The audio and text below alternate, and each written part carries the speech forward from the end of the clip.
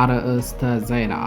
ጀግናው የፋኖ ሰራዊት በርካታ የጠላት ኮንክሪት ምሽጎችን ሰብሮ እብናት ከተማን ተቆጣጥሯል።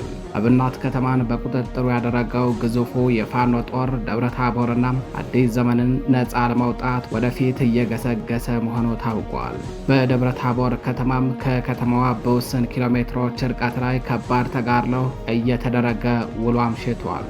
በከተማዋ ከሰዓታት በፊት አንድ የጦር ሄሊኮፕተር አርፎ የተወሰኑ የዞን ካድሬዎችንና የጦር ጀነራሎችን አሳፍሮ መሸሹ ተሰምቷል። መረጃውን በዝርዝር ታደምጡታላችሁ። በተያያዘ መረጃ በኢትዮጵያና በሱዳን አዋሳኝ አካባቢ ከምትገኘው በአርማጭሆ ወረዳ ስር አብርሃ ጅራ ከተማ ጀምሮ እስከ እብናትና ጋይንት እንዲሁም ባህር ዳር ከተማ በቅርብ ርቀት እስከሚገኙ አካባቢዎች ድረስ በፋኖ ነፃ ወጥተዋል። የክልሉ ርዕሰ መዲና ከሆነችው ከባህር ዳር ከተማ በቅርብ ርቀት የምትገኘው ሐሙሲት ከተማ ላይ ከባድ ውጊያ ሲደረግ የዋለ ሲሆን በመጨረሻም የጠላት ጦርን አከርካሪ በመስበር ፋኖ ከተማዋን ተቆጣጥሯል። መረጃውን በዝርዝር ታደምጡታላችሁ። በሌላኛው መረጃችን በቋራ ግንባር የአገዛዙ ኃይል አይነኬ በሚል ሲተማመንበት የነበረው የኮንክሪት ምሽግ ተሰብሮ በርካታ ወታደሮች ተገደሉ። በተጋድሎው አንድ የሬጅመንት አዛዥን ጨምሮ ከ23 በላይ የብልጽግና ወታደሮች ሞትና ቁስለኛ ሲደረጉ በርካታ ወታደሮችን ጨምሮ የጦር መሳሪያዎችና ሌሎች ወታደራዊ ንብረቶች ደግሞ በፋኖ ቁጥጥር ስር ውለዋል። የአገዛዙ ወታደራዊ ኃይል ከጎንደር በሻውራ በኩልና በቋራ ደለጎ በኩል በሁለት አቅጣጫ አሰልፈውት የነበረው ሰራዊት የፋኖን ምት መቋቋም አቅቶት ለሰዓታት እንኳን ቆሞ መዋጋት በማይችልበት ሁኔታ ተሽመድምዶ ፍርስርሶ ወጥቷል። መረጃውን በዝርዝር ይዘነዋል። በሌላኛው መረጃችን ጋይንት ላይ በተደረገ ውጊያ የፋኖን ክንድ መቋቋም አቅቷቸው ወደ ወሎ ቤት አማራ መቄት እየሸሹ የነበሩ የአገዛዙ ወታደሮች መንገድ ላይ ተቆርጠው ሞትና ምርኮ ተደረጉ። በመቄት ወረዳና በታች ጋይንት ወረዳ አዋሳኝ አካባቢዎች ላይ ፋኖ በፈጸመው የቆረጣ ጥቃት በርካታ ወታደሮች ሲገደሉ ከ20 በላይ የሚሆኑት ደግሞ ተማርከዋል። በሌላኛው መረጃችን በጋይንት ከተማ የአገዛዙ ወታደራዊ የመሳሪያ ግምጃ ቤት ተሰብሮ በርካታ የጦር መሳሪያ በፋኖ እጅ መግባቱ ተሰምቷል።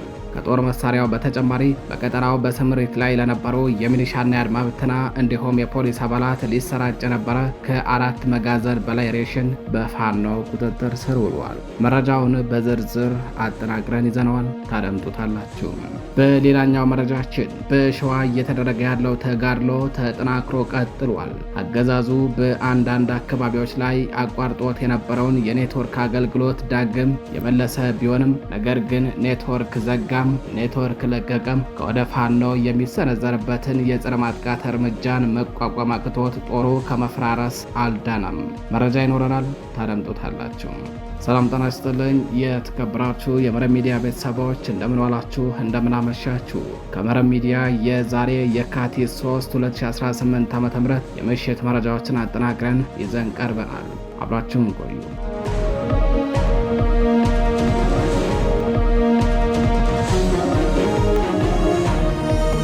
ወደ ቀዳሚው መረጃችን አለፍን። ጀግናው የፋኖ ሰራዊት በርካታ የጠላት ኮንክሪት ምሽጎችን ሰብሮ እብናት ከተማን ተቆጣጥሯል። እብናት ከተማን በቁጥጥሩ ያደረገው ግዙፉ የፋኖ ጦር ደብረታቦርና አዲስ ዘመንን ነፃ ለማውጣት ወደፊት እየገሰገሰ እንደሚገኝ የመረብ ሚዲያ የግንባር ዘጋቢዎች ለማረጋገጥ ችለዋል። በደብረታቦር ከተማም ከባድ ትንቅንቅ እየተደረገ ነው። ከሰዓታት በፊት አንድ የጦር ሄሊኮፕተር ደብረታቦር ከተማ ላይ አርፎ የተወሰኑ የዞን ካድሬዎችንና የጦር ጀነራሎችን ጭኖ ወደ ባህር ዳር አሽሽቷል። በከተማው የቀረው ካድሬ በሽብርና በጭንቀት ተውጧል። ከከተማዋ በውስን ኪሎ ሜትሮች ርቀት ላይ ከባድ ተጋድሎ እየተደረገ ነው። በተያያዘ መረጃ በኢትዮጵያና በሱዳን አዋሳኝ አካባቢ ከምትገኘው በአርማጭሆ ወረዳ አብርሃ ጅራ ከተማ ጀምሮ እስከ እብናትና ጋይንት ድረስ በርካታ ቀጠናዎች በፋኖ ነፃ ወጡ። የክልሉ ርዕሰ መዲና ከሆነችው ከባህር ዳር ከተማ በቅርብ ርቀት የምትገኘው ሐሙሲት ከተማ ዛሬ ከንጋት ጀምሮ ከባድ ተጋድሎ ሲደረግባት የዋለ ሲሆን በመጨረሻም በፋኖ ቁጥጥር ስር ገብታለች። በአማራ ፋኖ ብሔራዊ ንቅናቄ በላይ ዘለቀ ዕዝ ሜጀር ጀነራል ውባንተ ባተ ኮር ጣና ገላውዲዮስ ክፍለ ጦር በሐሙሲትና በአንበሳሜ ዛሬ ከንጋት ጀምሮ ከባድ ተጋድሎ ሲያደርግ ውሏል። ከትናንት አመሻሽ ጀምሮ ሙሉ ሌሊቱን ሲካሄድ ያደረው ከባድ ተጋድሎ ዛሬ የካቲት 3 2018 ዓ.ም ከንጋት እስከ ረፋድ ድረስ እንደ አዲስ ውጊያው ተጧጥፎ ነው የዋለው። ትናንት አመሻሽ 11 ሰዓት ገደማ ጀምሮ በደራ ሐሙሲትና በአንበሳሜ መካከል በሚገኙ ልዩ ስማቸው ግብፃዊት ማርያምና ገነት ወንዝ በተባሉ አካባቢዎች የተጀመረው ትንቅንቅ አድማሱን አስፍቶ ሙሉ አጥቢያ ሌሊቱንም ከባድ ውጊያ ሲካሄድ ያደረ ሲሆን በዛሬው ዕለትም ተጠናክሮ ቀጥሎ ፋኖ የጠላት አከርካሪን በመስበር ድል የተቀዳጀበትን ውጤት አስመዝግበዋል። ጠላት የውባንታ ባተ ልጆችን ክንድ ሊቋቋሙ አልቻለም። በዚህም በርካታ የአገዛዙ ወታደሮች ሲገደሉ 3 ወታደራዊ ተሽከርካሪዎችም ከነጫኑት ሬሽንና ወታደር ቦቤ ልጆች እጅ ከፈንጅ ተይዘው ለምርኮኛ ወታደሮች ኮሮዳ አዘጋጀው ጊዜያዊ የምርኮኛ ማቆያ ማዕከል መወሰዳቸውን በረፋድ ዜና ወጃችን ወደ እናንተ ማድረሳችን አይዘነጋም።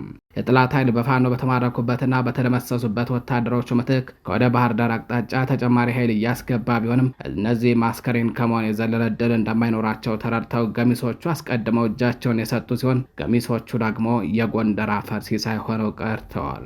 ወደ ቀጠናው መግባት እንጂ መውጣት የለም በሚል የወቤ ልጆች ዙሪያ ገባውን ክርችም ጥርቅም አድርገው በአፈሙዝ እሳት አጥረው የጠላት ኃይልን ሲገርፉ ትለዋል። በመጨረሻም ሐሙሲት ከተማን በቁጥጥራቸው ስር አድርገዋል። ባህር ዳር ከተማ እየተሽኮረመመች ነው። ከከተማዋ በቅርብ ርቀት የምትገኘው ሐሙሲት ላይ ፋኖ ጉብ ብሏል። ወደ ሌላኛው መረጃችን አለፍን። በቋራ ግንባር ያገዛዙ ኃይል አይነኬ በሚል ሲተማመንበት የነበረው የኮንክሪት ምሽግ ተሰብሮ በርካታ ወታደሮች ተገደሉ። በተጋድለው አንድ ሬጅመንት አዛዥን ጨምሮ ከ23 በላይ የብልጽግና ወታደሮች ሙትና ቁስለኛ ሲደረጉ በርካታ ክላሽንኮቭ መሳሪያና ወታደሮች እንዲሁም ሌሎች ወታደራዊ ንብረቶች በፋኖ ቁጥጥር ስር ውለዋል። የአገዛዙ ወታደራዊ ኃይል ከጎንደር በሻውራ በኩልና በቋራ በደለጎ በኩል አስገብቶት የነበረው ኃይል በፋኖ ክንድ ክፉኛ ተደቁሶ ፍርስርሱ ወጥቷል። በሰሜን አማራ ቀጠና ቋራና አካባቢው ላይ 8ኛ ቀኑን ባስቆጠረው ወደ ውጊያ የአገዛዙ ኃይል አይነኬ በሚል ሲተማመንበት የነበረው የኮንክሪት ምሽግ ተሰባብረዋል። በአማራ ፋኖ ብሔራዊ ንቅናቄ በላይ ዘለቀ ዕዝ መይሰው ካሳ ኮር ከሚገኙ ከአራቱም ክፍለ ጦሮች የተወጣጡ የፋኖ ሀዶች ናቸው የጠላት ምሽግን ድርመስምሱን በማውጣት ድል የተቀዳጁትም። የአገዛዙ ወታደራዊ ኃይል ከጎንደር በሻውራና በቋራ በደለጎ በኩል በሁለት አቅጣጫ በበርካታ ተሽከርካሪዎች የተጫነ ሰራዊት ያሰለፈ ሲሆን ይህ ኃይል ከወደ ፋኖ የተወሰደበትን የጸረ ማጥቃት እርምጃን መቋቋም አቅቶት ሙሉ በሙሉ ፈራርሶ በሽሽት ላይ ይገኛል። በተለይ ትላንት የካቲት 2 2018 ዓ.ም እኩለ ቀን ጀምሮ እስከ አጥቢያ ሌሊት ድረስ በተካሄደ ተጋድሎ ከደለጎ ተነስቶ አባድግሱ የሰፈረውና ከሻውራ በኩል ተነስቶ ገንገን የሰፈረውን የጠላት ኃይል ዙሪያ ገባውን በመቁረጥና ከበባ ውስጥ በማስገባት የፋኖ አባላቱ ከባድ ጥቃት የሰነዘሩበት ሲሆን በዚህም መግቢያ መውጫ ያጣው የጠላት ጦር የፋኖ አፈሙዝ ሲሳይ ሆኖ ቀርቷል። ወደ ሌላኛው መረጃችን አለፍን።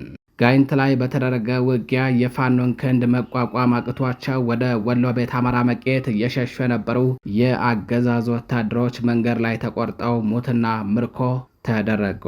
በመቄት ወረዳና በታች ጋይንት ወረዳ አዋሳኝ አካባቢዎች ላይ ፋኖ በፈጸመው የቆረጣ ጥቃት በርካታ ወታደሮች ሲገደሉ ከ20 በላይ የሚሆኑት ደግሞ ተማርከዋል። በጨጨሆ ዙሪያ በተደረገው ተጋድሎ አንድ ብሬንን ጨምሮ 28 ክላሽንኮቭ መሳሪያ በፋኖ ቁጥጥር ስር ውሏል። በአማራ ፋኖ ብሔራዊ ንቅናቄ ምኒልክ ዕዝ ላስታ ሳምነው ኮር ስር በመደራጀት ላይ ያለችው አንቺም ክፍለ ጦር በዘመቻ ማንደፍሮ 2ኛ ቀን በመቄት ወረዳና በጋይንት አዋሳኝ ቦታዎች ላይ በርካታ የጠላት ኃይልን በመደምሰስ ድል ተቀዳጀችም። የአማራ ፋኖ ብሔራዊ ንቅናቄ ምስራቅ አማራ ቀጠና ምኒልክ ዕዝ ላስታ ጀነራል አሳምነው ጽጌ ኮር ስር በመደራጀት ላይ ያለችው ራስ አንቺም ክፍለ ጦር የክፍለ ጦሩ ዘመቻ በነበረው ማንደፍሮ ሙላቴ ሲም በተሰየመው 2ኛ ቀን ዘመቻ ከደቡብ ጎንደር ጋይንት ንፋስ መውጫ ከተማ ፈርሶ ሲፈረጥጥ በነበረም የጠላት ወታደር ላይ ከባድ ጥቃት ሰንዝራለች።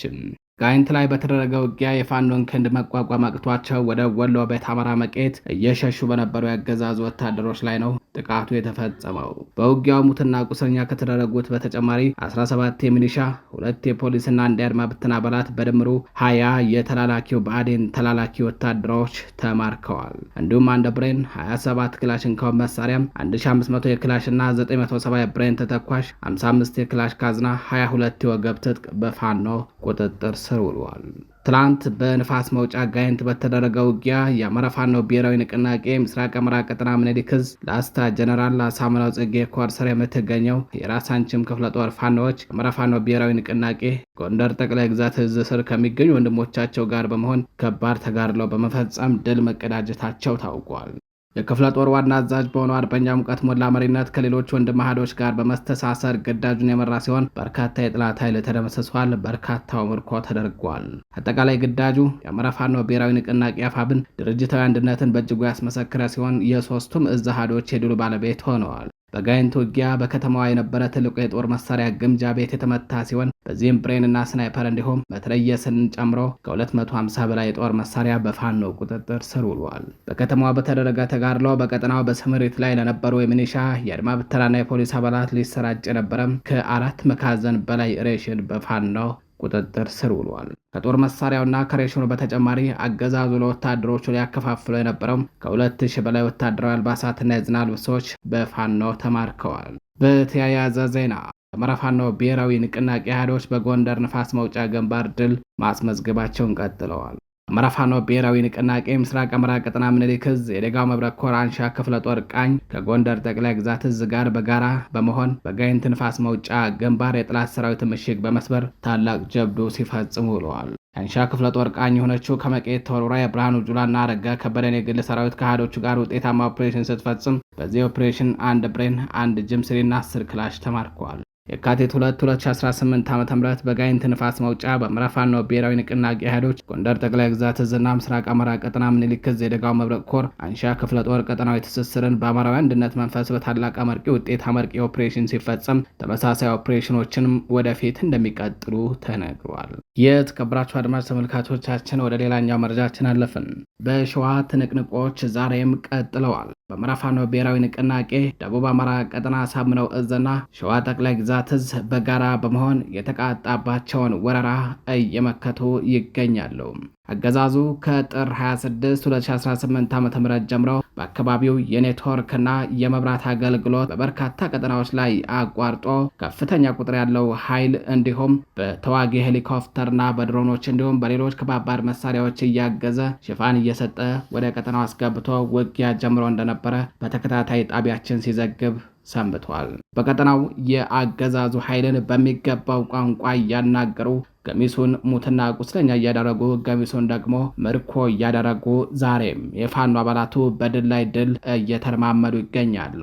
ስልክ አጥፍቶም ከመደምሰስ ያልተረፈው አገዛዙ በዚህም ተስፋ ቆርጦ በአንዳንድ አካባቢዎች ላይ የኔትወርክ አገልግሎት ዳግም እያስጀመረ መሆኑ ተሰምቷል። የኔትወርክ አገልግሎት ዳግም ከተጀመረባቸው አካባቢዎች መካከል ጣርማበር ወረዳ፣ በመዘዞ እንዲሁም በአንዳንድ የመንዝ ቀጠናዎች ላይ ዛሬ የካቲት 3 2018 ዓ.ም ከእኩለ ቀን ጀምሮ አገልግሎቱ ዳግም ጀምረዋል። በቀጠናው እየተደረገ ያለው ውጊያም ቀጥሏል። ይህንን በሚመለከት ተጨማሪ ዝርዝር መረጃዎችን አሰባስበን ወደ እናንተ የምናደርስ ይሆናል። የተከበራችሁ የመረብ ሚዲያ ቤተሰቦች ለዛሬ የካቲት 3 2018 ዓ.ም ይዘናቸው የነበሩት መረጃዎቻችን እነዚህን ይመስላሉ። በሌሎች መረጃዎች እስከምንገናኝ ቸር ቆዩ።